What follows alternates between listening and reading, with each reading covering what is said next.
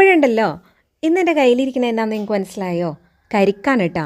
നല്ല സോഫ്റ്റ് ആയിട്ടുള്ള നല്ല ടെൻഡർ ആയിട്ടുള്ള കരിക്കാണ്. അപ്പോൾ ഈ കരിക്കും വെള്ളമൊക്കെ വെച്ചിട്ട് നമുക്ക് നല്ല കുടിച്ചാലും മതി വരാത്ത രീതിയിലുള്ള ഒരു റെസിപ്പി കണ്ടാലോ? അപ്പോൾ അതിനായിട്ട് ആദ്യം തന്നെ നമുക്ക് തേങ്ങാപ്പാലാണ് ഇതിൽ മെയിനായിട്ട് വേണ്ടത്. ഇതിന് വേണ്ടി മാത്രം നമുക്കിതിൽ സമയം കൂടുതലായിട്ട് വേണ്ടതുള്ളൂ. ബാക്കിയെല്ലാം പെട്ടെന്ന് തന്നെ റെഡി ആവണതാണ് കേട്ടോ.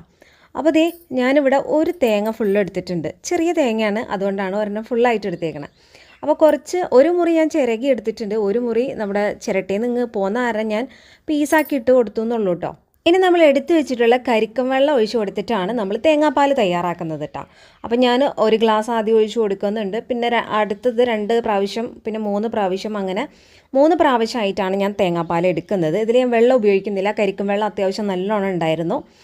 അപ്പോൾ ആദ്യം തന്നെ നമുക്കിതിൽ ഫസ്റ്റ് 1-ാം പാലൊന്ന് സെപ്പറേറ്റ് ചെയ്ത് വെക്കണം. കണ്ടല്ലോ, ഒരു 1.5 ഗ്ലാസോളം ഞാൻ